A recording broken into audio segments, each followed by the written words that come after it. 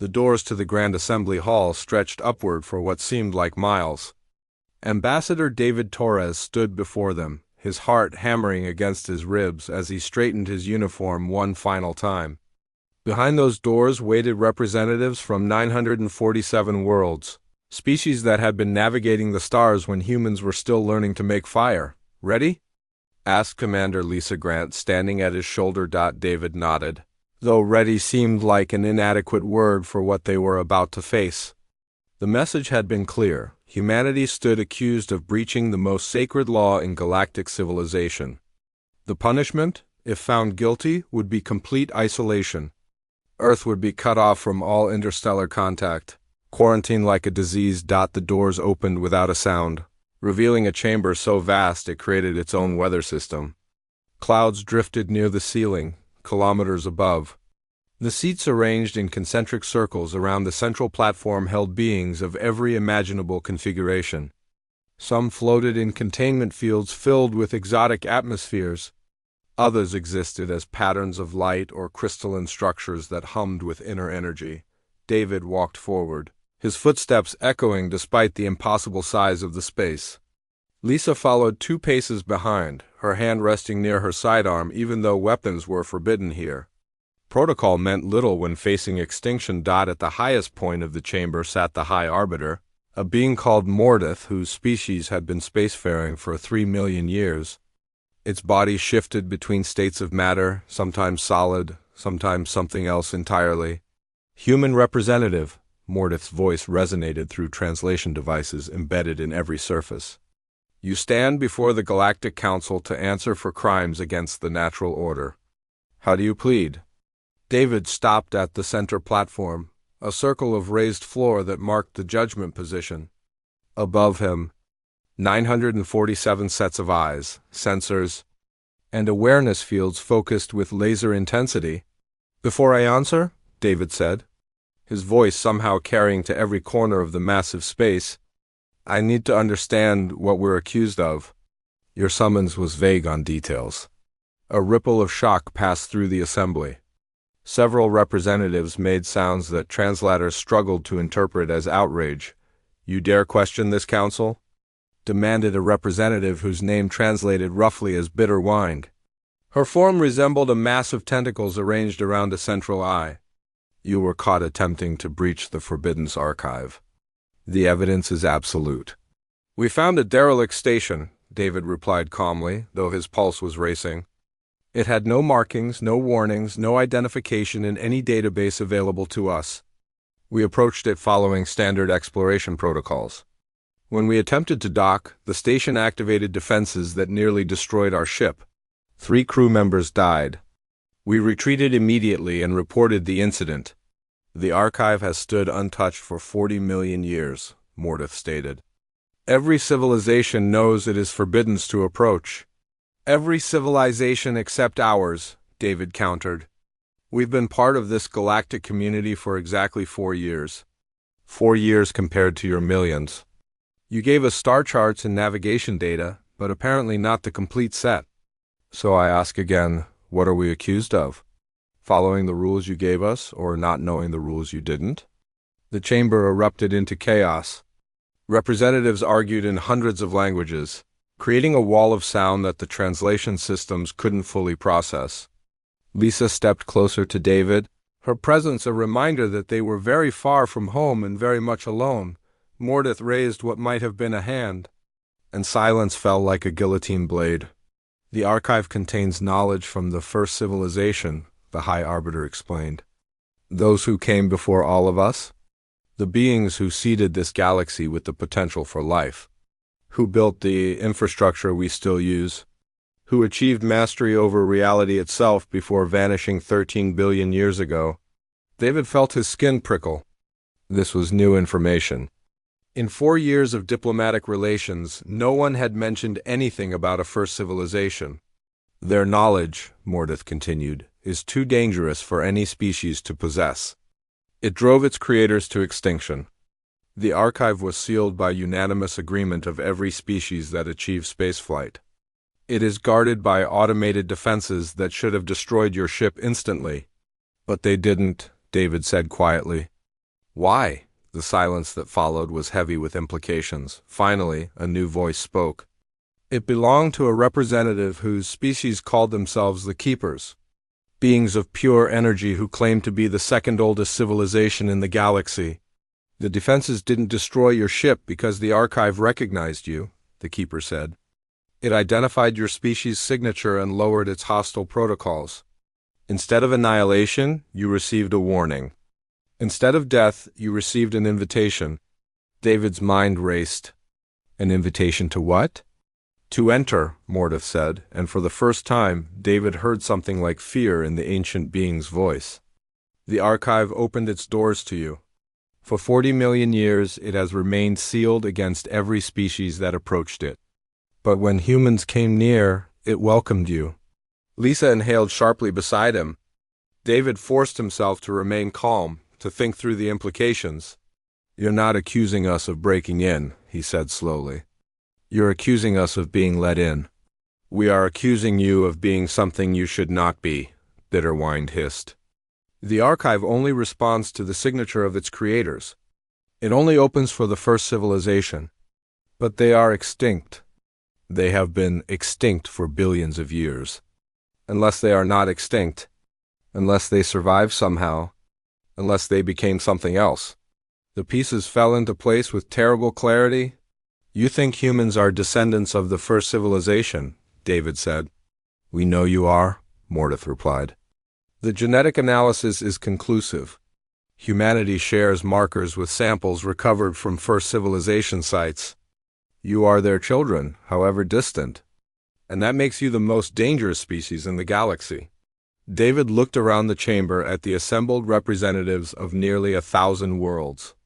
He saw fear in their alien features, saw the way they leaned away from him as if he carried a plague.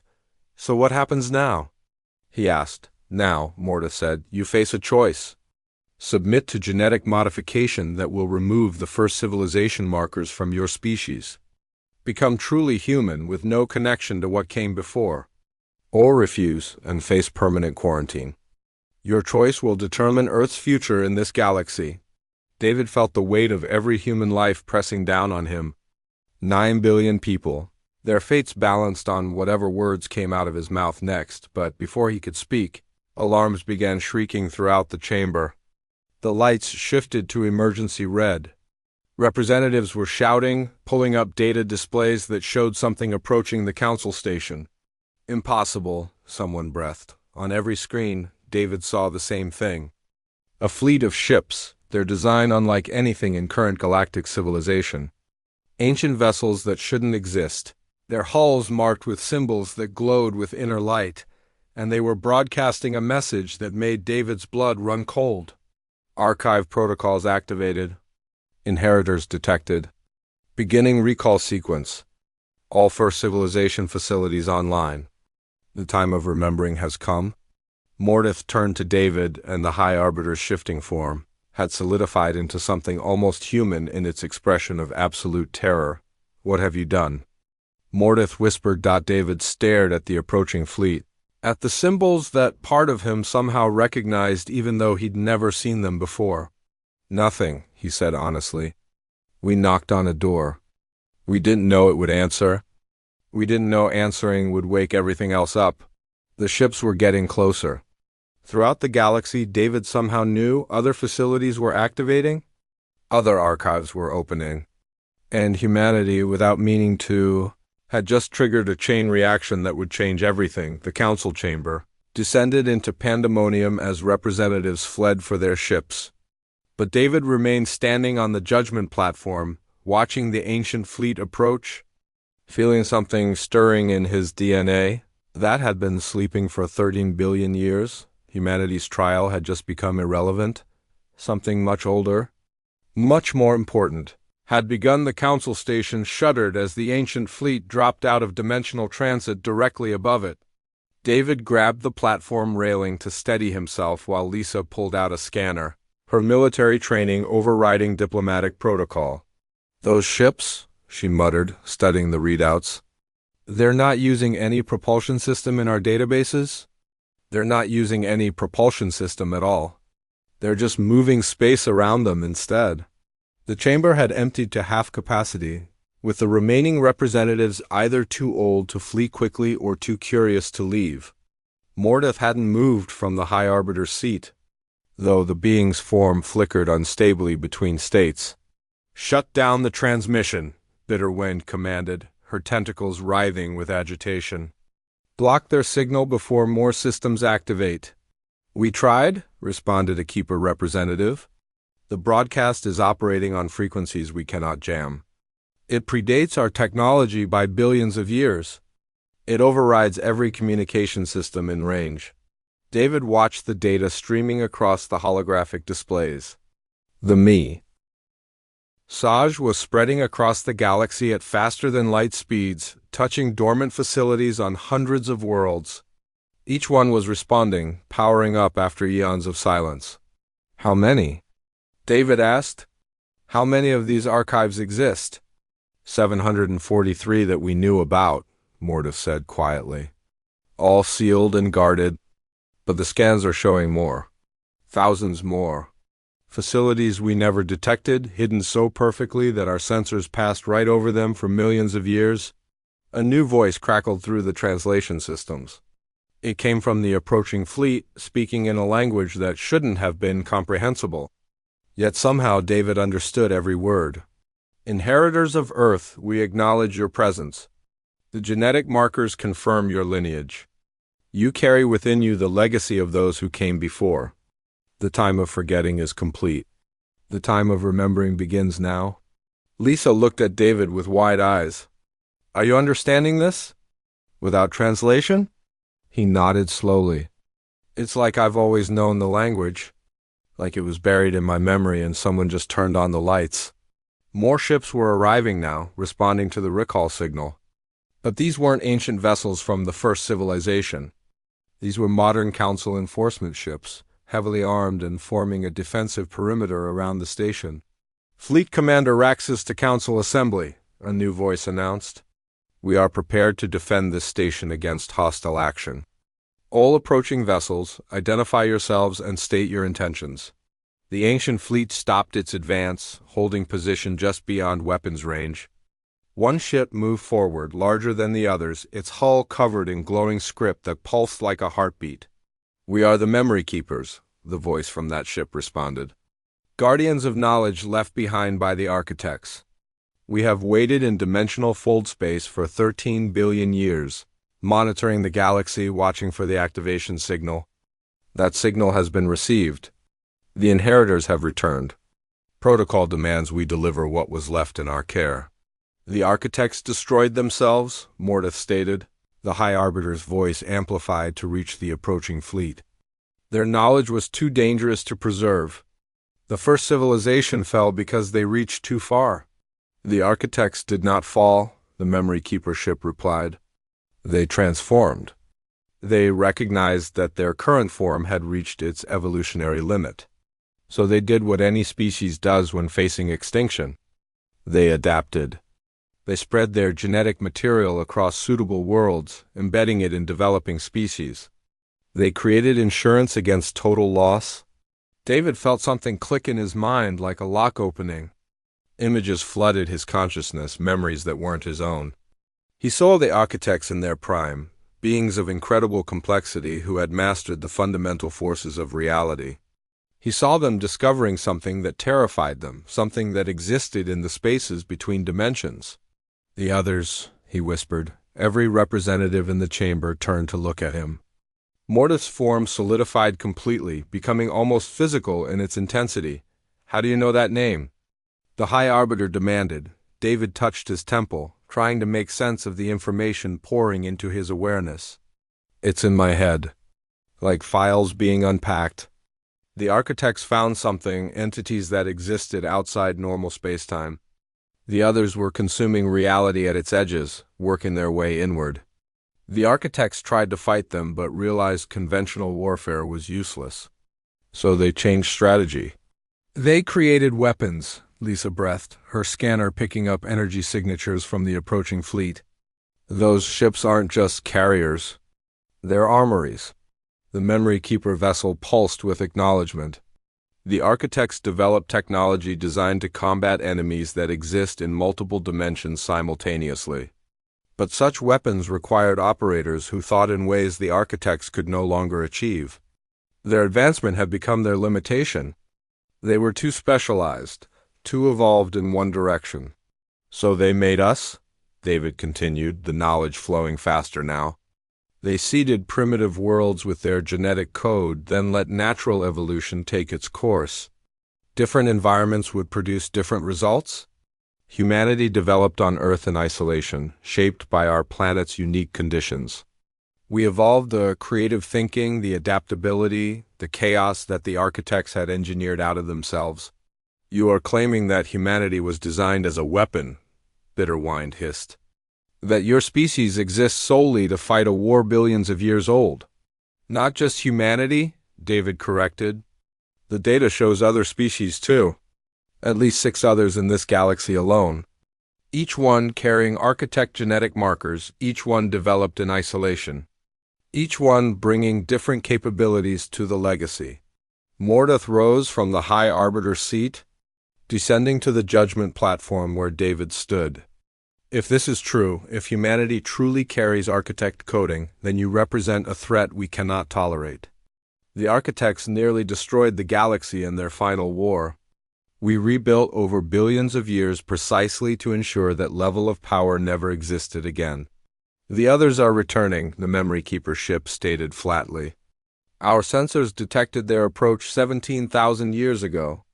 They move slowly between dimensions, but their arrival is inevitable. In approximately 300 of your years, they will reach inhabited space. When they do, every species in this galaxy will face extinction unless the architect's countermeasures are activated. The chamber fell into absolute silence. David could see the calculations running behind Mordath's alien features, weighing risks against survival. 300 years, a Keeper representative said. Time enough to prepare conventional defenses. You misunderstand the nature of the threat, the Memory Keeper ship replied. The others do not exist in a way you can fight conventionally. They consume the mathematical foundations of reality. Your weapons would have nothing to target. Your shields would have nothing to block. Only architect technology wielded by beings who think like architects has any chance of success.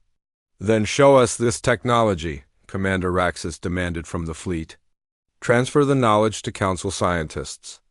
We will build defenses without resorting to activating dangerous genetic protocols. The technology cannot be transferred, the Memory Keeper stated. It requires operators whose neural structure matches specific parameters. The weapons are biological as much as mechanical. They interface directly with architect-descended genetics. In other species, they would be useless or fatal. David felt Lisa's hand on his shoulder, steadying him as another wave of inherited memory crashed through his mind. He saw the weapons now, devices that bent probability, machines that could anchor reality in place, generators that exported entropy itself into pocket dimensions. This is insane, he managed to say. You're telling me humans are supposed to use weapons that could crack planets? You are telling yourself, the Memory Keeper corrected. The information is already within you, inherited across billions of years of genetic transfer. It merely needs activation. The facilities now coming online across the galaxy will complete the process. They will teach you what the architects knew. They will prepare you for what is coming. Mordath looked between David and the ancient fleet, the High Arbiter's expression unreadable. And if we refuse? Mordath asked quietly. If this council votes to keep these facilities sealed, to prevent the activation protocols from completing? Then when the others arrive, the Memory Keeper replied, they will consume this galaxy as they consumed 17 others before it.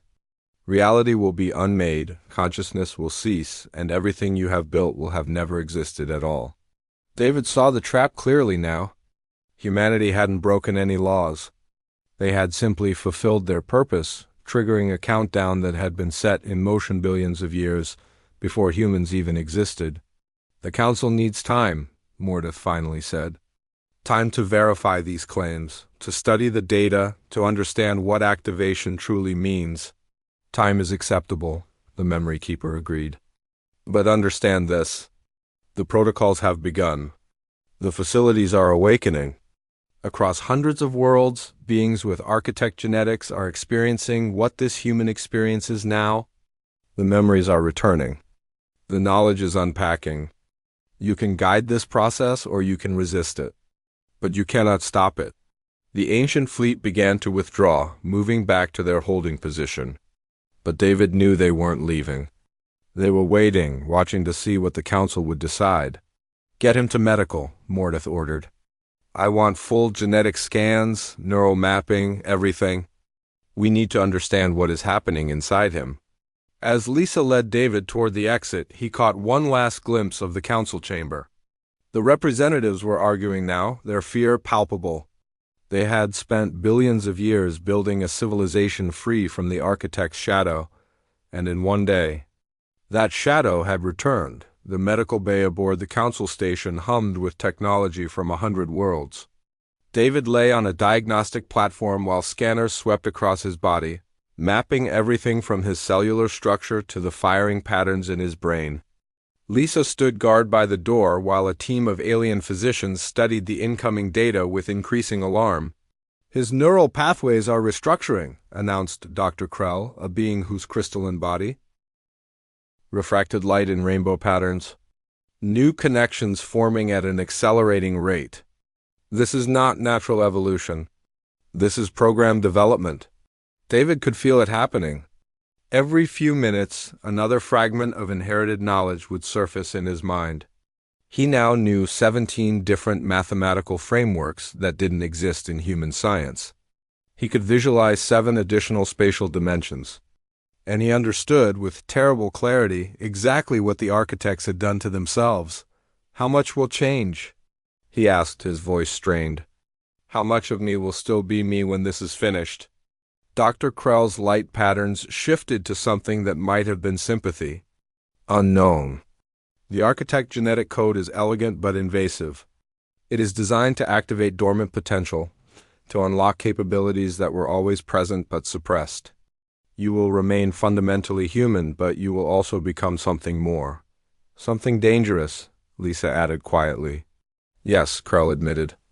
"The scans show you are developing the ability to perceive and manipulate quantum fields directly.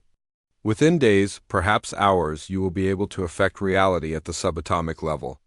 Such power in unprepared hands could be catastrophic." The door opened and Mordeth entered, the High Arbiter's form solidifying into something almost human for the conversation. Behind Mordeth came 3 other representatives, including Bitterwind and a keeper who identified as Fragment of Eternity. "We have analyzed the data from the Memory Keeper fleet," Mordeth began without preamble. "Their claims check out. Long-range sensors confirm anomalous readings at the galactic rim. Something is approaching, something that exists partially outside our dimensional framework." "The others are real," Fragment of Eternity added, their energy form pulsing with agitation. "We have cross-referenced the data with our oldest archives. There are references, fragmentary and dismissed as myth. But they describe entities matching what the Memory Keepers warned about." "So what happens now?" David asked, trying to sit up despite the scanners. "Do we activate the facilities? Do we access the architect weapons?" "The council is divided," Bitterwine said, her tentacles coiling with obvious distress. "Some argue we should use the 300 years to develop our own solutions. Others believe we have no choice but to accept the architect legacy. Still, others want to evacuate the galaxy entirely." "Evacuate to where?" Lisa demanded. "If these others consume reality itself, how do you run from that?" "You don't," David answered, another piece of inherited knowledge clicking into place. "The architects tried that. They mapped 17 adjacent dimensions, looking for one the others couldn't reach. But the others exist in the spaces between dimensions. Anywhere you run, they can follow. The only option is to fight." Mordeth studied him carefully. "You speak with certainty. The activation is affecting your thinking." "It's giving me context," David corrected. "I'm still me, but I'm remembering things that happened billions of years before I was born. It's like having someone else's life experience downloaded directly into my brain. And do these experiences tell you how to use architect weapons? Fragment of Eternity asked. David closed his eyes, searching through the expanding library in his mind. Yes, but the weapons are not simple tools. They require operators who can think across multiple dimensions simultaneously, who can hold contradictory concepts as equally true, who can perceive probability as a tangible force. The architects engineered that capability into humanity, but it needs to be unlocked. By the facilities, Krell concluded. The archives contain technology that will complete the activation process. Not just complete it, David said. Accelerate it. The natural activation would take years, maybe decades. The facilities can do it in weeks. But there is a cost. There is always a cost, Mortis said heavily. What is it? The transformation is irreversible. Once someone undergoes the full activation, they cannot return to what they were. They become partially architect, permanently altered, and there is a risk of psychological breakdown. The human mind was not designed to hold that much information, to perceive reality in that many dimensions. Some people will go insane. The architects predicted a 23% failure rate. Silence filled the medical bay. Lisa looked pale, and even the alien physicians seemed disturbed. You are asking us to authorize a process that will kill or cripple nearly a quarter of participants, Bitterwine stated. This is unacceptable. And if we do nothing, David countered, the others will kill everyone. 100% casualties. I'm not saying the choice is good. I'm saying it is the only choice we have. Mordith turned to the other representatives. We need to bring this before the full council. Every species deserves to understand what we face and what the solutions require. But first, I want to see one of these facilities myself. I want to verify that the technology works as claimed.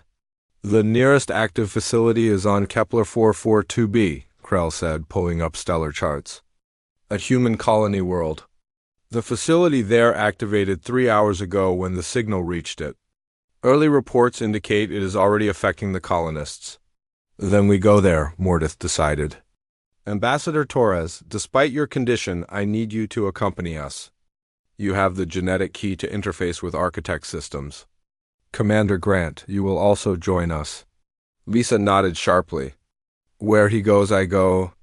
As they prepared for departure, David felt another shift in his consciousness. The facility on Kepler 442b was calling to him, broadcasting on frequencies he shouldn't be able to detect.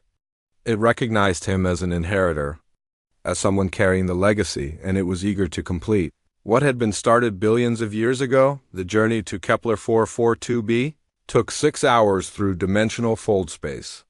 David spent most of that time in meditation, trying to organize the chaos of inherited memories flooding his mind. He was learning to create mental compartments, to separate his human self from the architect knowledge. When they emerged near the colony world, they found chaos. 36 ships orbited the planet, some human vessels, but most belonging to other council species. The facility had manifested on the planet's northern continent, rising from underground where it had hidden for the entire duration of human colonization. It is massive, Fragment of Eternity observed, studying the sensor data. The structure extends at least 50 kilometers beneath the surface, and it is generating a quantum field that affects everyone within a 1,000-kilometer radius. How many colonists? Mordith asked. 17,000, Lisa replied, reading from her datapad. Reports indicate that approximately 3,000 of them are experiencing rapid activation. The others are showing preliminary symptoms. We need to get down there, David said. The facility is trying to communicate, but it needs someone who can properly interface. The shuttle ride to the planet's surface was tense. They could see the facility from orbit, a massive structure of impossible geometry that seemed to shift and change depending on the angle of observation. It was beautiful and terrifying in equal measure. They landed near the main entrance, where colonial authorities had established a perimeter. Inside that perimeter, David could see colonists moving with strange synchronization, their eyes glowing with the same light that pulsed through the facility's walls. This is Governor Blake, a harried human official greeted them. "Thank God you're here. We don't know what to do. The facility just appeared overnight, and now half my people are acting like they are possessed." "Not possessed," David corrected. "Activated. The facility is teaching them, completing the genetic protocols." He approached the entrance, feeling it respond to his presence. The massive doors, which had been sealed against all attempts to open them, began to move. Light spilled out, and with it came a sound like music composed in mathematical formulas. "I'm going inside," David announced. "The facility wants to show me something." "Not alone," Lisa insisted. Moving to his side, Mordeth followed as well. Along with Fragment of Eternity and Dr. Krell, they stepped into the facility, and reality tilted sideways. The interior was vast, extending in directions that geometry said should not exist. Corridors branched into impossible angles. Chambers existed in spaces that overlapped without conflicting, and everywhere information flowed like water, visible as streams of light that carried knowledge from one part of the structure to another. "This is a teaching machine," Krell breathed. "The entire facility is designed to transfer information directly into compatible neural structures." They found the central chamber, a space where 17,000 colonists were gathered. They floated in anti-gravity fields, their eyes closed, their minds clearly elsewhere. Above them, a holographic display showed the approaching threat. The others rendered in mathematical abstraction, and in the center of it all stood a representation of the architects themselves. Not what they had been at the beginning, but what they had become at the end. Beings of pure thought, existing as patterns of information that could inhabit any compatible substrate. The representation turned to face David, and when it spoke, he heard the voice in his DNA as much as his ears. "Welcome home, inheritor. We have much to teach you, and very little time. The others are coming. Will you accept the burden of defending all that exists? Will you become what we could not?" David looked at his companions, at the hope and fear in their faces. He thought of Earth, of the billion humans who had no idea their entire species had been designed as a weapon against an enemy older than stars. And he answered the only way he could. "Yes, show me everything." The facility began to teach, and David Torres began to transform into something humanity had never imagined. The information transfer lasted 6 hours, but for David it felt like years. The architect facility fed knowledge directly into his neural pathways, restructuring his brain to accommodate concepts that human biology had never evolved to process. Lisa and the council representatives watched helplessly as he floated in the teaching field, his body occasionally spasming when particularly complex data packets integrated. When the process finally ended, and David returned to awareness, he was fundamentally changed. He could see the quantum foam underlying reality, perceive the probabilistic nature of existence, and understand how the architects had learned to manipulate the basic structures of space-time. He was also terrified. "The others," he said, his voice hoarse from disuse, "are worse than the briefing suggested. They are not creatures or entities in any traditional sense. They are anti-information. They are the heat death of the universe given purpose and direction. Wherever they go, entropy increases, structure collapses, and reality loses coherence." Mordeth helped him down from the teaching field, the High Arbiter's form flickering with concern. "What did you learn about fighting them?" "Everything the architects knew," David replied. "Which is both enough and not enough." The architects succeeded in containing the others, but only barely. They created quantum barriers that the others could not easily cross, weapons that could temporarily reverse local entropy, and devices that could anchor reality in stable configurations. But all of these were stopgap measures. The architects never found a way to truly defeat the others. They only found ways to delay them. "Then we are doomed," Bitterwind said flatly, her tentacles drooping. "If the architects with all their power could only delay, what hope do we have?" "We have what the architects lacked in their final years," David said, touching his chest. "Diversity. The architects became a monoculture, a single species that thought in increasingly rigid patterns. But humanity evolved differently. And we are not alone. The architects seeded 6 other species across this galaxy, each one with different cognitive frameworks. Dr. Krell pulled up genetic data on a holographic display. You are referring to the other inheritor species. We have identified them. The Kelver, who developed exceptional pattern recognition. The Zorth, masters of parallel processing. The Ven, who perceive time non-linearly. The Hask, whose minds can hold contradictory concepts simultaneously. The Trell, specialists in abstract reasoning. And the Morth, who think in pure mathematics. Together, David continued, we might be able to think in ways the architects never could. Combined, our different perspectives might find solutions they missed. This is a hypothesis, Fragment of Eternity pointed out. You have no proof that diversity of thought will provide advantages the architects lacked. I have something better than proof, David said. I have the architects' own conclusion. In their final days, they realized their mistake. They had engineered themselves for perfection, eliminating variation, optimizing toward a single ideal. It made them brilliant, but it also made them predictable. The others learned their patterns, adapted to their strategies. The architects' last act was to create chaos, to scatter their legacy across species that would develop in uncontrolled ways. They bet everything on the hope that unpredictability would succeed where perfection failed. The facility around them pulsed with acknowledgement, confirming David's words. So what do we do? Lisa asked. How do we bring these other inheritor species together? Most of them do not even know what they are yet. We tell them, Mortis said decisively. The Council will send delegations to each inheritor species.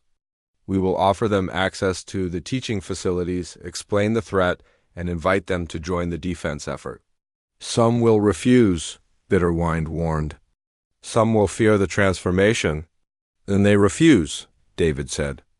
The activation cannot be forced. But those who volunteer will become the galaxy's best hope for survival. Over the next 3 weeks, the galaxy transformed. The Council reached out to each inheritor species with the truth about their genetic heritage. Reactions varied wildly. The Kelver embraced the revelation enthusiastically, their entire population volunteering for activation. The Ven were more cautious, insisting on extensive testing before committing. The Morth, predictably, wanted to see all the mathematical proofs before making any decision. David found himself traveling between worlds, helping to explain the situation and demonstrating what the activation process entailed.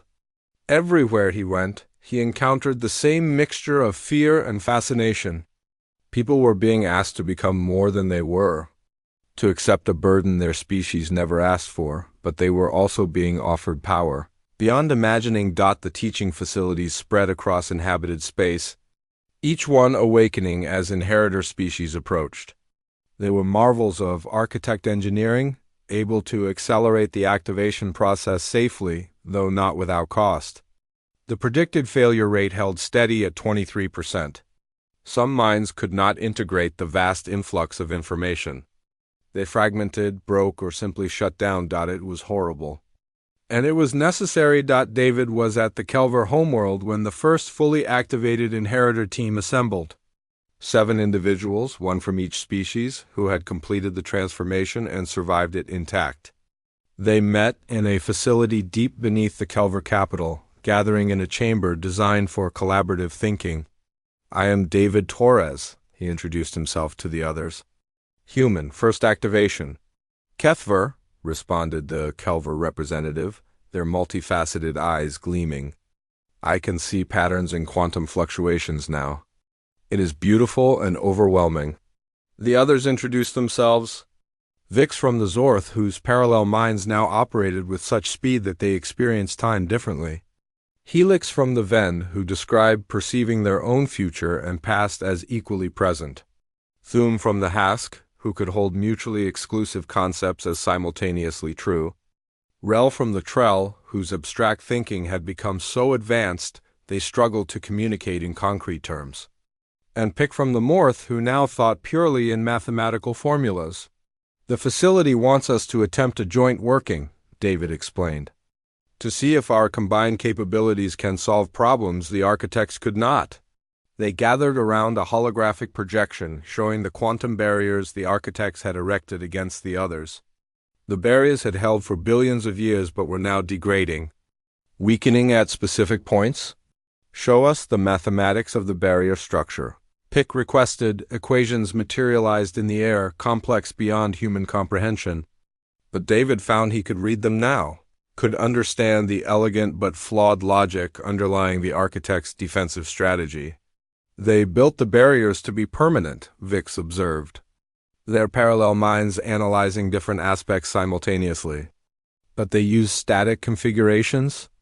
The others learned to erode them through patience and repetition. What if the barriers were not static? Helix suggested their nonlinear perception offering unique insight. What if they changed configuration constantly, adapting faster than the others could adapt? Impossible to maintain, Pick countered, running calculations. The energy requirements would be astronomical. You would need to power the barriers with stellar output. Or with the others themselves, Thum said, their ability to hold contradictions revealing an unexpected solution. The others are entities of entropy. What if we could capture their essence, convert their destructive force into the power needed to maintain adaptive barriers? The idea was insane. It was also brilliant. David felt his human creativity combining with architect knowledge, seeing possibilities in the chaos. A self-sustaining defense? The harder the others push against the barriers, the stronger the barriers become. They would be powering their own containment? The architects never considered this, Kethver said, their pattern recognition confirming the novelty. They thought defensively, trying to keep the others out. You're proposing we use the others against themselves. Rel, the abstract thinker, suddenly spoke in pure concepts that bypassed language entirely. The others understood perfectly. They were not just defending against the others. They were redefining what defense meant. The seven inheritors worked through the night, their different cognitive frameworks meshing in ways that felt almost organic. They designed barrier modifications, planned energy capture systems, and modeled outcomes that the architects had never considered. By morning, they had a solution. Theoretical, untested, possibly catastrophic if it failed, but a solution nonetheless. We need to present this to the Council, David said. If they approve, we will need resources from every species. Ships, energy, personnel. This is not something humans or any single species can do alone. The return to Council headquarters took 2 days. When they arrived, they found the situation had changed. The others had accelerated their approach. They were now only 1 light year from the galactic rim, visible on long-range sensors as a void that ate starlight. You have 2 hours to convince us, Mordef announced when the Eternal Guardians, maintaining the defense across generations. Yes, David confirmed. And we do it together. Not one species shouldering the burden, but all inheritor species sharing the responsibility. Humans, Kelver, Zorth, Ven, Hask, Trell, Morth, we were designed for this purpose. Now we fulfill it. The proposal went before the Council. After witnessing the successful containment, resistance was minimal. The Inheritor Guard was established, a permanent military force dedicated to maintaining the barriers and studying the others. Volunteers came forward from all 7 species. Individuals willing to undergo activation and dedicate their lives to eternal vigilance. David was among them. He had started this journey as a diplomat worried about exploration protocols. He was ending it as the founder of an organization that would outlast nations and species. Persisting as long as the threat remained, Lisa joined him, as he knew she would. Where he went, she followed. It was that simple. They stood together on the observation deck, watching the barriers shimmer with captured energy, watching the others rage uselessly against confinement.